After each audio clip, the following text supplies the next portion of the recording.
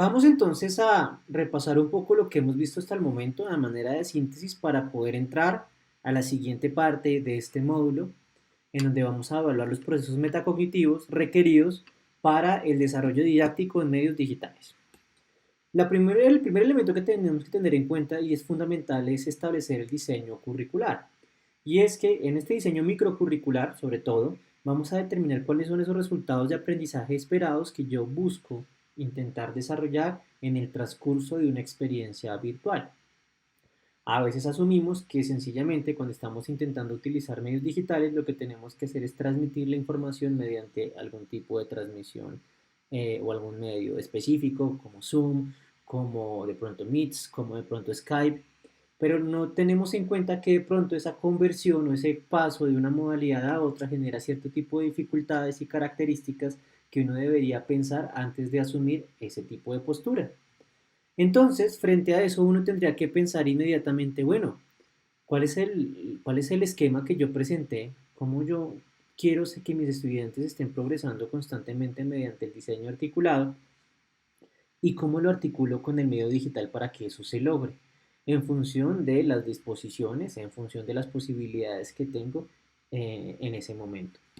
Con esto, claro, y creo que esto es fundamental para que nosotros tengamos este elemento desarrollado, la siguiente parte es el diseño de sus saberes. ¿Qué son saberes? Son espacios en donde las personas van a ejecutar unas actividades propias de metacognición que se requieren en medios digitales para que la gente aprenda de una forma de pronto más efectiva, eficaz y eficiente. Eso se llama el sistema de progreso de aprendizaje y es determinar en la misma arquitectura que yo estoy diseñando de manera digital esos espacios para que el estudiante en un momento haga una cosa, en un momento haga otra, en un tercero la siguiente y en un cuarto la última operación. Vamos a ver ahorita más adelante que son 4 operaciones metacognitivas que son requeridas en medios digitales y que tenemos que en alguna medida adecuar en función de nuestro diseño curricular. Y si yo tengo claro, perdón, ese diseño curricular y ese diseño de haberes con esta integración didáctica, pues ahora sí yo voy a disponer de los objetos virtuales de aprendizaje y los recursos educativos digitales para adecuarlos en función de mis necesidades. A veces arrancamos por sencillamente colocar los OVAs o transmitir la información, pero no estamos de pronto muy claros sobre en qué momento lo debemos hacer y cuál es la estrategia didáctica que tengo que yo tener en cuenta para que mis estudiantes aprendan lo que es requerido que aprendan.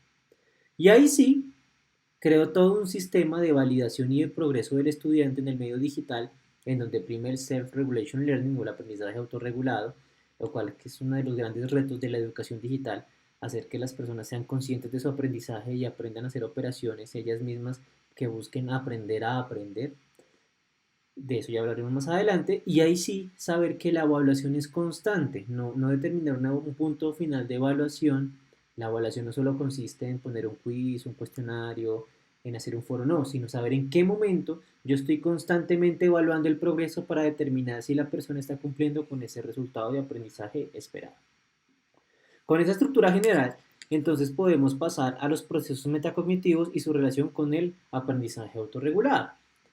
Entonces, cuando estamos hablando básicamente de estos principios fundamentales, tenemos que repasar nuestro esquema de pedagogía digital, en donde supimos ya en el módulo anterior que la primera parte es un diseño y estructuración, definimos un resultado de aprendizaje esperado, construimos un sistema de progreso, articulamos los OVA, pero ahora vamos a trabajar estos 4 elementos y es, hay unos saberes digitales de aprendizaje, o sea, unos lugares en donde se tienen que hacer cierto tipo de operaciones.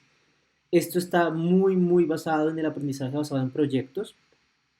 Ustedes de pronto lo pudieron ver en el documento soporte de este módulo, en donde lo que buscamos es que los estudiantes experimenten con el aprendizaje que van a tener en el medio digital, ellos mismos hagan un proceso de evaluación de esa experimentación, tengan un momento de rediseño y ahí sí hagan un proceso de innovación. El aprendizaje basado en proyectos se integra muy bien con los sistemas didácticos digitales porque les permite a ellos hacer todas las operaciones metacognitivas para poder lograr un resultado final del aprendizaje. Incluso este curso de docente exitoso tiene en cuenta esos 3 elementos en donde ustedes están en una primera parte conociendo en una parte de pronto experimentando y en otra parte innovando, pero tenemos en cuenta siempre que hay una secuencialidad operativa metacognitiva que permite que las personas cumplan con sus objetivos. Y ahí sí, ya después crear todo un sistema de evaluación, de niveles de progreso, de validación, de demostraciones y trabajo colaborativo y un sistema de aseguramiento del aprendizaje. Por ahora, en el módulo 5, vamos a trabajar este elemento integrado con este, que ya lo vimos en el módulo 4, y en el siguiente módulo ustedes podrán explorar muchísimo más esto que estamos viendo acá, que es la evaluación y el aseguramiento. Pero para que esto quede de pronto más claro y verlo en un ejercicio más concreto, creo que es fundamental en este punto hablar sobre cómo construimos una arquitectura didáctica básica con un ejemplo muy puntual y así tener algún tipo de referente inmediato para que nosotros podamos rápidamente transformarlo en nuestras necesidades de enseñanza. Entonces para eso vamos a ver este ejemplo de diseño en donde con el mismo ejemplo vamos a explicar las características propias del modelo. Entonces nos vamos a concentrar en que los estudiantes tienen que experimentar, evaluar, rediseñar e innovar. Tenemos que lograr eso. ¿Cómo lo hacemos? Y es la pregunta como que salta a la vista. Podemos crear un sistema de narrativas o podemos sencillamente definirlos, no importa, pero tenemos que operacionalizar qué significa eso de experimentar, de evaluar, de rediseñar e innovar. Para esto, este modelo de arquitectura lo que utilizó fue una narrativa analógica, digámoslo así, que hacemos algún tipo de comparación con otro elemento para poder demostrar qué es lo que va a pasar en cada momento del espacio virtual que yo cree. Entonces, revisémoslo, por ejemplo, detenidamente.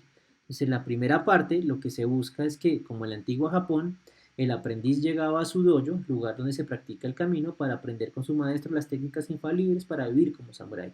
El maestro lo primero que hacía era mostrarle las técnicas básicas para que el aprendiz pudiera observarlas, experimentarlas, repetirlas y mejorarlas.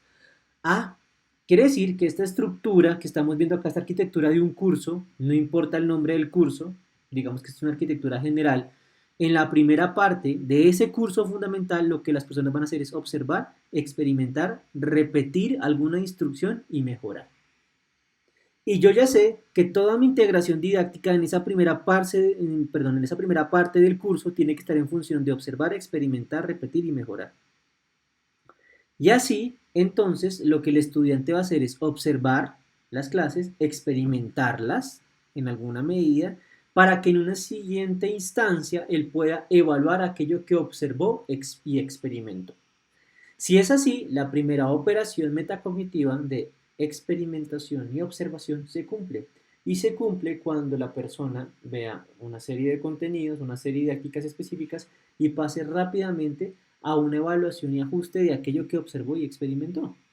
En la misma narrativa lo podemos ver. Después de adquirir las técnicas básicas es necesario probar cómo las has adquirido en un escenario de la vida real. Nuestro modelo de enseñanza te brindará todo un ecosistema de pruebas en el que puedas evaluar la forma en cómo has adquirido las habilidades y destrezas. Es decir, que después de que el estudiante observa y experimentó cierto tipo de instrucciones, ya vamos a ver cómo las operacionalizamos en contenidos o en objetos virtuales de aprendizaje. Tiene que haber otro momento donde el estudiante esté evaluando y ajustando aquello que va adquiriendo en el entorno primero. Y cuando él evalúe, ajuste eso que él esté intentando aprender, pues pasamos a otro momento, que es la parte de rediseño y de transformar aquello o una realidad que él tiene de forma inmediata, que puede ser un problema, un reto, puede también ser, por ejemplo, un proyecto en donde él tiene que empezar a articular el aprendizaje frente a un escenario real. Ahí van los talleres, las simulaciones, los laboratorios, de pronto ejercicios de demostración de conocimientos para que la persona pueda mostrar en ese punto, en ese tercer nivel, lo que aprendió tanto en el 1 como en el 2. Y al final, sí tiene que haber un ejercicio de validación, de demostración de lo que el estudiante aprendió, en donde se le acredite que ese resultado de aprendizaje definido se logró en el punto final. El curso, por ejemplo, de docente exitoso tiene estos elementos. Hay una parte de observación y experimentación, hay una parte de evaluación de ajuste, hay una parte de rediseño, y para que ustedes puedan ser certificados deberán entregar como tal todo un proyecto final en donde ustedes construyan un espacio de formación virtual con todo lo adquirido en este espacio.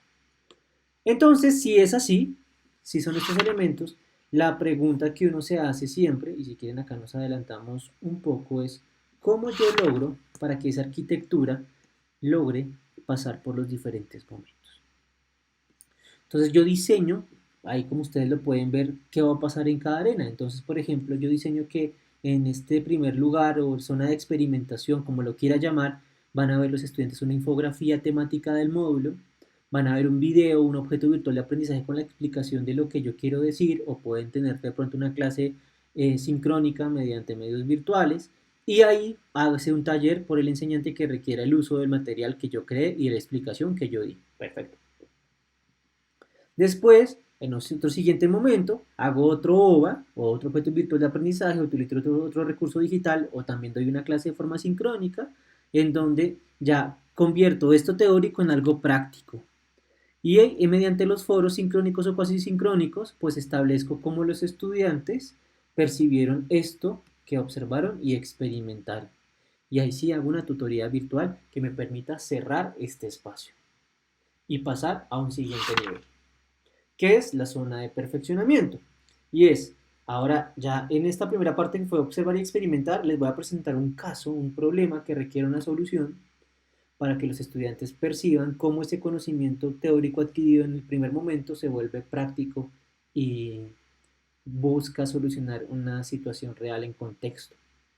Entonces, ahí es muy importante, por ejemplo, que antes de pedirle al estudiante que lo resuelva, uno lo resuelva como docente utilizando cualquier o recurso digital y establezcamos con los estudiantes foros o alguna estrategia de comunicación y realimentación para que ellos pregunten la forma como el propio docente resolvió el caso que se estaba intentando plantear.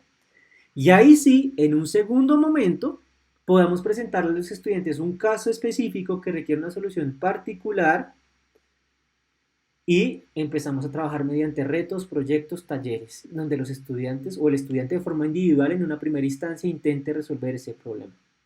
Y ahí sí, tenemos otro encuentro virtual de cierre de arena o de cierre de espacio en donde realimentemos el ejercicio llevado a cabo por cada uno de los estudiantes y donde validemos el estudiante cómo resolvió el caso. Uno se preguntaría, bueno, ¿y esto se puede manejar en diferentes niveles de formación? Y dependerá de la creatividad de cada uno. Yo incluso podría hacer estos ejercicios con niños de preescolar, con algunos proyectos específicos, por ejemplo, de experimentación, de observación, de exploración, en donde con cosas muy puntuales yo lleve a cabo este proceso, o incluso se puede manejar con básica y media, obviamente en educación superior esto prima, pero lo que estamos viendo es que los medios digitales tienen que tener una secuencialidad y una estructura para que se puedan lograr los objetivos, porque si no hay esta secuencialidad, pues a veces se genera ese fallo en donde la gente percibe que lo único que está pasando en el medio digital es que se está dando una clase mediante una cámara, cuando realmente el medio digital necesita cierto tipo de dinámica y estructura para poder cumplir con los resultados de aprendizaje esperados. Y es un problema que se tiene vigente y es que se asume que, por ejemplo, la educación virtual es sencillamente transmitir información por un video, cuando lo que uno tiene que tener en cuenta es la didáctica, eso que estamos viendo ahora, para poder cumplir con los objetivos de aprendizaje esperados. Si es así, pues ya pasamos como tal a la tercera arena o al tercer espacio, en donde ya sí hacemos mediante ejercicios de coworking, por ejemplo, o mediante trabajo colaborativo mediado por tecnologías, todo un reto, otro reto en donde tengan que resolverlo de manera conjunta. Igual, realimentamos el reto, siempre es importante la realimentación constante. Si se dan cuenta acá la evaluación no estaría en función de poner una nota, sino la evaluación es un proceso continuo porque el estudiante necesita estar validando constantemente lo aprendido, no tiene la facilidad del medio presencial en donde uno de pronto tiene realimentación directa con el profesor, hay una sincronía más exacta o realmente hay sincronía, entonces digamos que esto es fundamental, ver la evaluación ya no como el fin de las cosas, sino como un proceso constante. Y ahí sí de pronto uno utiliza un proyecto final o una preparación para que en el último lugar, bueno, presentemos o hagamos un proyecto o validemos que ese aprendizaje que él adquirió es un aprendizaje que uno puede validar como un saber hacer en contexto. y podemos utilizar eventos, presentaciones, cualquier metodología, utilizando obviamente medios virtuales que permita validar esa información que estamos intentando crear. Si tenemos en cuenta estos elementos, estamos seguros que es muy importante que, estamos seguros que esa importancia de integrar la didáctica con el ámbito digital va a lograr muy buenos frutos. ¿Qué es lo necesario? Establecer los objetos virtuales, mirar qué recursos tengo, qué videos hay, qué opciones de pronto yo podría articular para que en cada momento se cumpla cada característica.